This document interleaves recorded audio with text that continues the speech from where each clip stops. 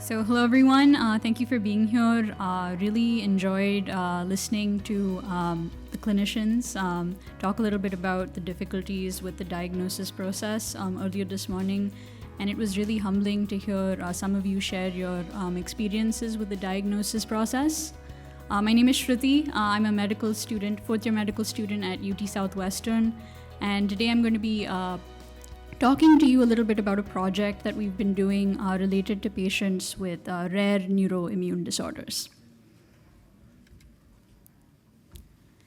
So the patients who were involved in the study had rare neuroimmune disorders, specifically including acute flaccid myelitis, transverse myelitis, optic neuritis, acute disseminated encephalomyelitis, MOG antibody disease, and neuromyelitis optica spectrum disorder. The field of neuroimmunology, as mentioned earlier this morning, has made a lot of advancements and progress in the last few decades. This has especially been the case with the discovery of various antibodies against neuronal and glial antigens. And the discovery of these antibodies has helped with the overall diagnosis process of rare neuroimmune disorders. Specifically, typically when we suspect that a patient has NMOSD or MOGAD, we try to test for aquaporin 4 antibodies as well as MOG antibodies, and this has helped with the overall diagnosis process. However, despite these advancements, diagnosing rare neuroimmune disorders continues to remain challenging.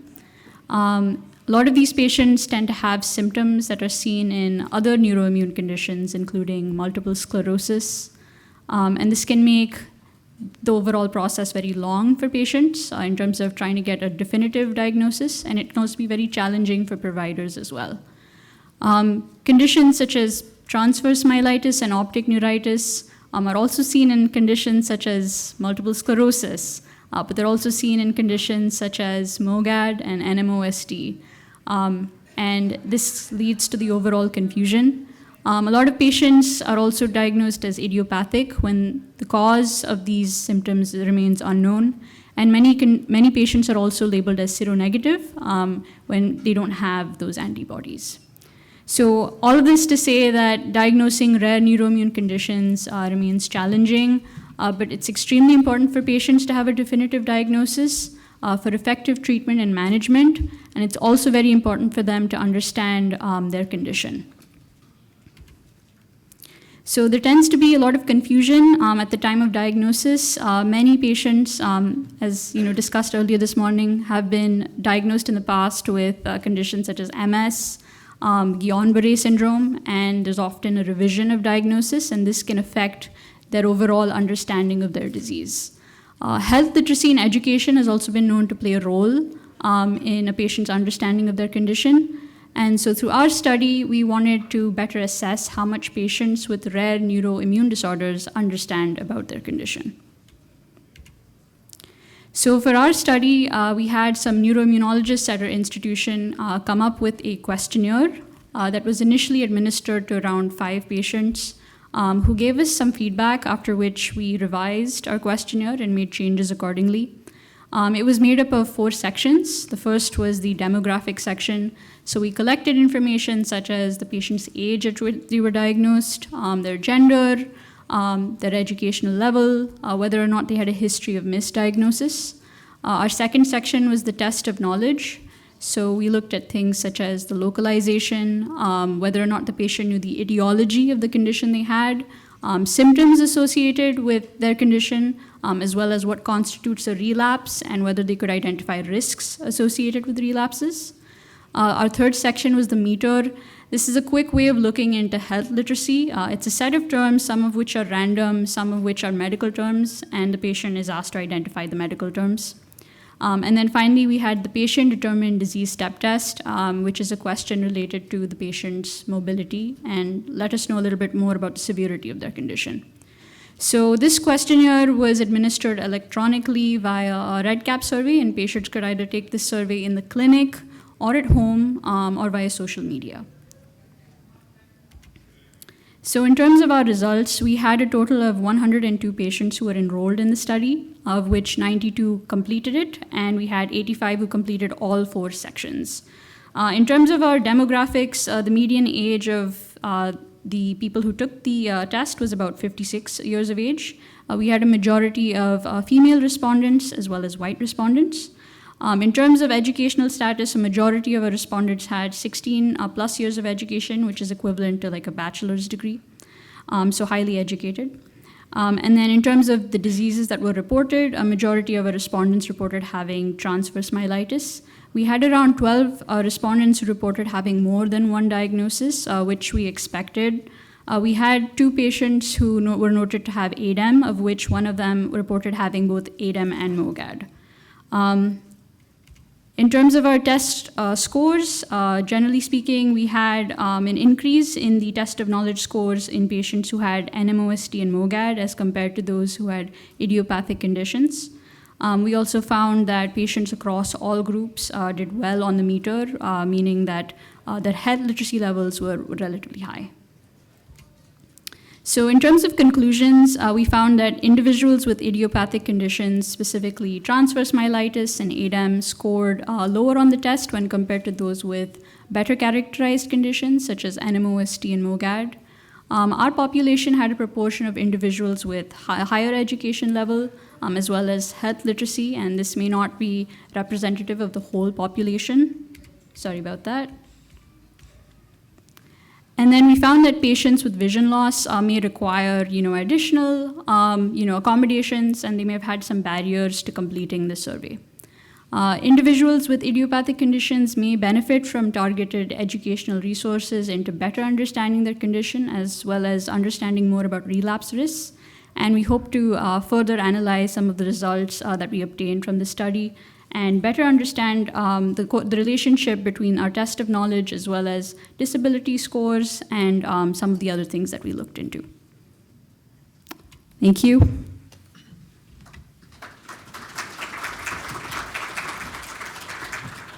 Well, thank you all for having us today, and thank you all again for letting Shruti share this data. So we thought this was a nice segue from what we've been talking about before and kind of what we're going to talk about next, which is a little more of a focus on diagnostic criteria and why we kind of harp on those very importantly and why we probably need some revisions to some of our criteria at times.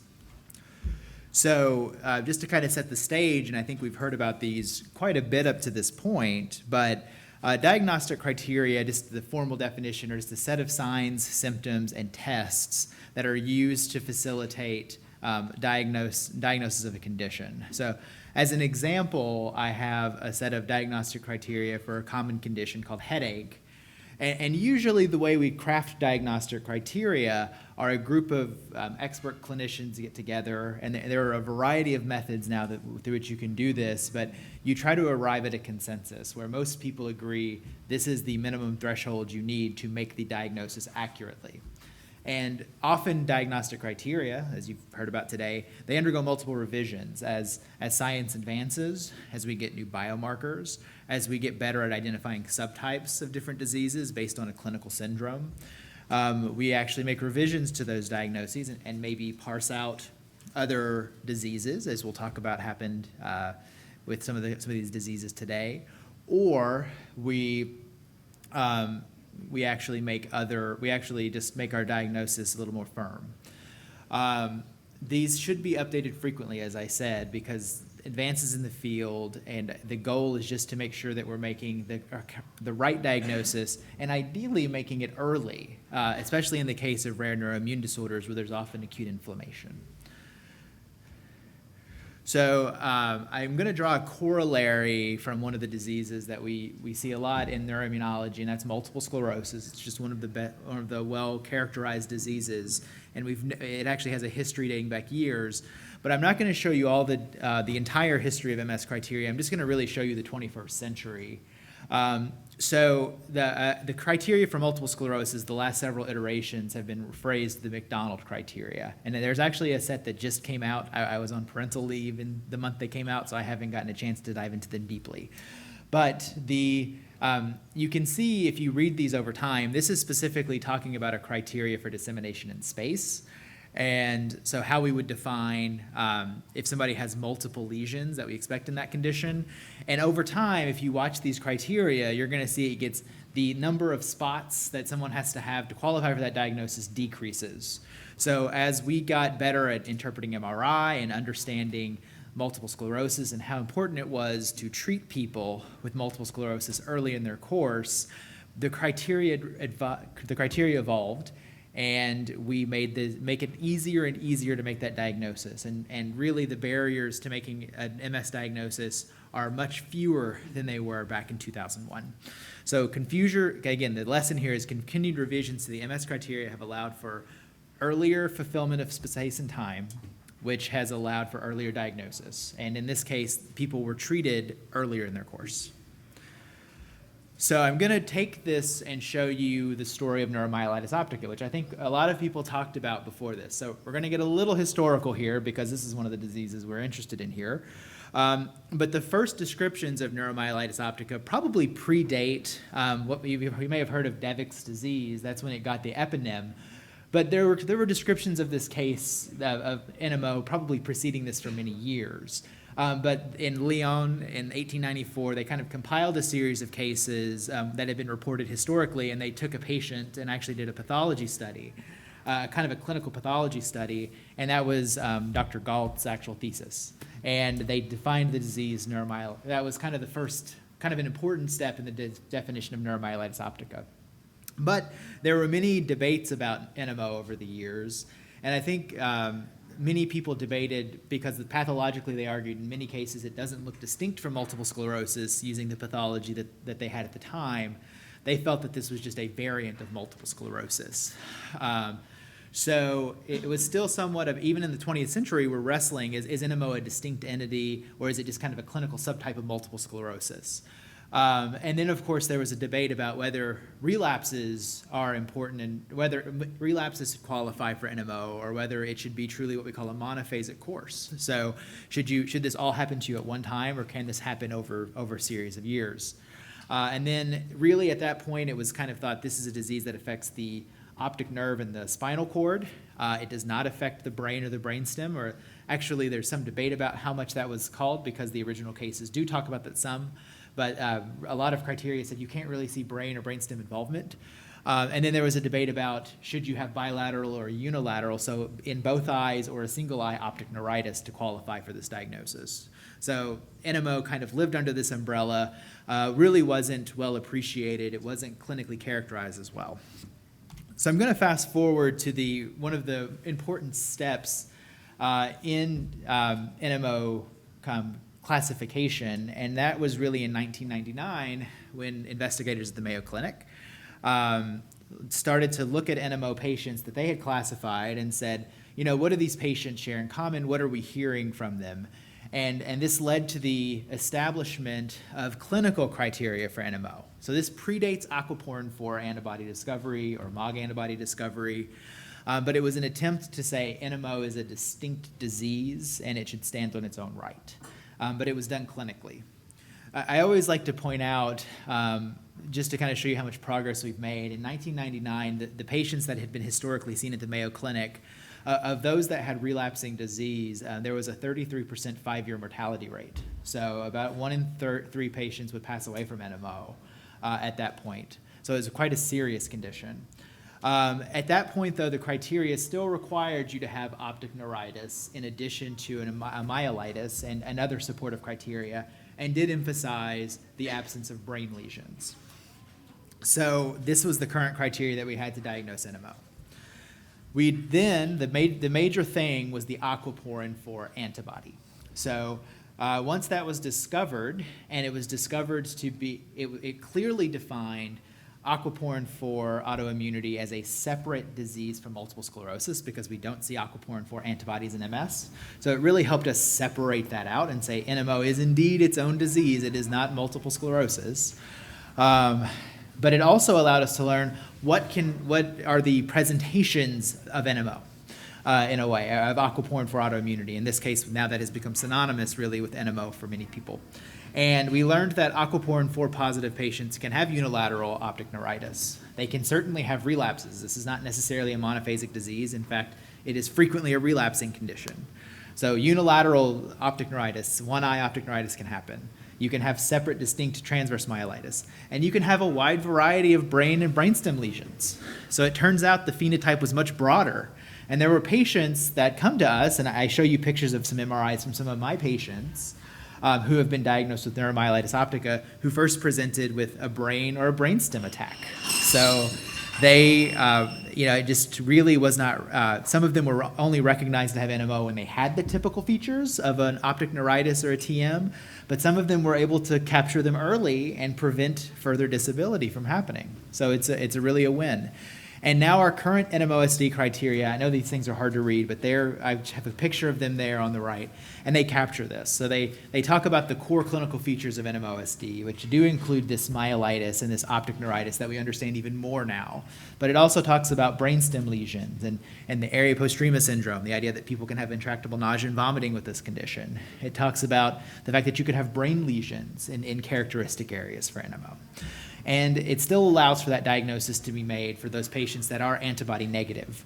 And it allows for, of course, in instances where aquaporin-4 testing is not available, we still need to have that. It's an important part of these criteria. So in summary, what we have learned from NMO is taking this diagnosis, and we have kind of broadened the phenotype. We have been able to identify these patients really now at a single clinical attack. That has improved our ability to treat this condition. Discovering this antibody also made a lot of other progress. But by revising our criteria, we're diagnosing this condition earlier. We're diagnosing it better. We're recognizing a broader range of patients. We're able to treat them. And that's the wonderful thing about these criteria. It's really one of the success stories of this field. So now we're going to go to the MOG antibody, which story has kind of been evolving over several years and decades, honestly. So when you look at early studies of MOG antibodies, there's kind of this interest in MOG.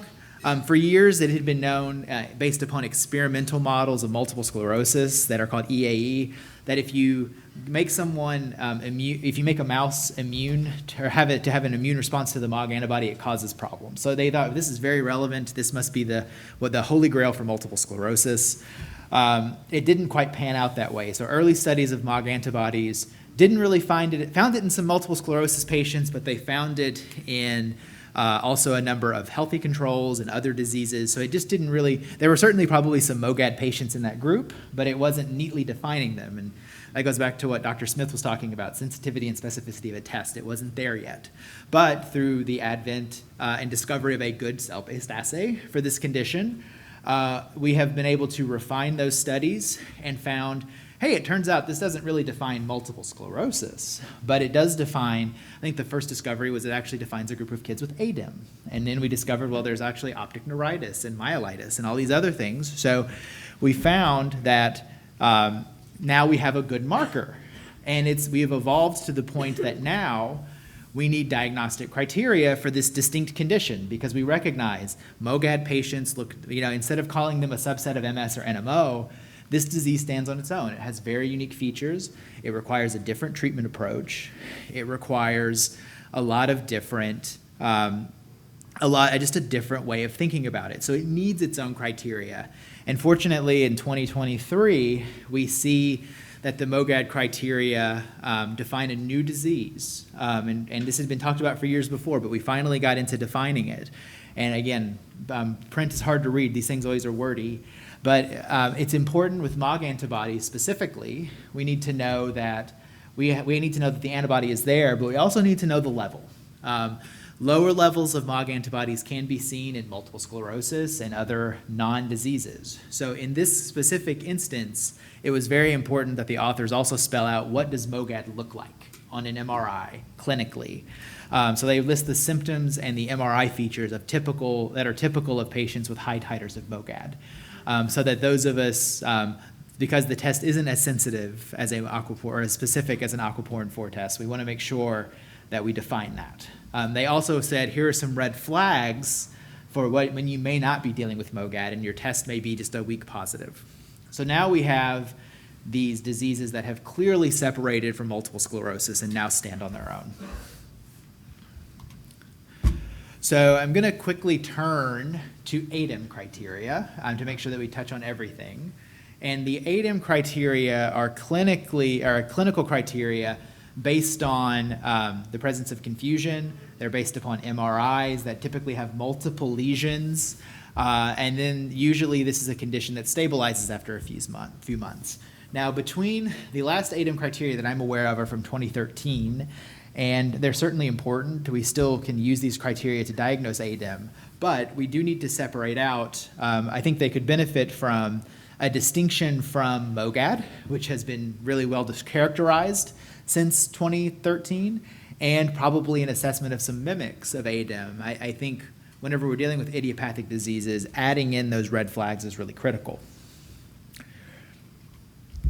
And now I'm going to turn my attention to the idiopathic TM criteria. They really are the last criteria to get an update. So this is the last time a set of criteria for transverse myelitis, and specifically for idiopathic TM, were released. It was 2002. And I wanted to show you our technology at that time. So we didn't even have a smartphone. So we were using an iPod.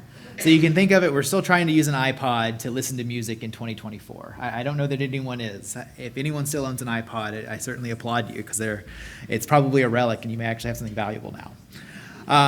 But we're going to go through some of the things about these criteria that probably need revision. And I'm happy to say that that is an ongoing process, and I'm hoping soon we're going to have a formal set of criteria that show in the 21st century how we actually diagnose myelitis. So to first show you why these need revision, we have to turn our attention to acute flaccid myelitis, which has obviously been a phenotype that, as we talked about, has existed for some time, but really came to our attention in the last decade. And AFM is, of course, largely an infectious disease associated with enterovirus, but can be seen with other variants. And one of the striking things about this condition is that it, unlike what they defined as the idiopathic criteria for transverse myelitis, this is a disease that can actually affect a single limb. So a person could have it in just one arm affected, and very little sensory involvement. And usually we think of myelopathies as causing sensory levels. And those are actually things that are listed very strictly in the idiopathic TM criteria of 2002. So unfortunately, patients with AFM, while we do recognize them as a distinct group, they don't currently fit some of the thinking about inflammatory myelopathies, at least that are published. So this is one of the reasons we need to update our criteria. Also, as we've talked about before, we are no longer using iPods, and we've got a lot of other tools in the shed since 2002. So aquaporin 4 and MOG have come available. They've defined new demyelinating disorders. Both of those can cause myelitis and are really important, that are included in a workup for myelitis, in my opinion. We recognize sarcoidosis as an inflammatory myelopathy a lot better than we did in 2002. There's been better classification because of a lot of the work of people here today to define how spinal cord infarcts present and look on MRI, how for fistulas, vascular myelopathies look on MRI. So we are better at recognizing those, and it's critical. We don't want to give immune therapy to these patients. We want to offer different forms of treatment. And then, of course, as we talked about, AFM has this motor predominant presentation. It doesn't always have sensory involvement, and it's frequently asymmetric and can be actually just in one limb. So that conflicts with current inflammatory myelopathy criteria. So to kind of wrap things up, kind of the view for myelitis in the next couple of years, beyond dropping the transverse, which we don't have to talk about anymore. If you've been here, you've heard us talk about that for years now. But beyond dropping the transverse, the criteria need to define what an inflammatory myelopathy looks like and what myelitis typically looks like. So that's probably the first step. We have to define the progression of myelitis so that clinicians can take these two things and pair them together and say, this person, I think, is having inflammation of the spinal cord, and then provide a diagnostic framework to figure out what's going on. Define some of these diseases, or at least highlight the definitions that exist for aquaporin 4 and MOGAD, let's say. So highlight those definitions, define other red flags that suggest a myelitis mimic, as I talked about with ADEM, and as the MOGAD criteria do. And then we also have to provide this working definition for what is idiopathic myelitis. Even though we've made a lot of progress, there still are people for whom their inflammation is really an unknown cause. And I'm going to stop there because I am a little over. Actually, I just got on time. Perfect. So you all are here. I think I may have mentioned this even last year when we did the regional RNDS, but You're here at an interesting time of year. It's the State Fair of Texas. So get out there and explore interesting food that you'll never get a chance to see again. So, all right, thank you all.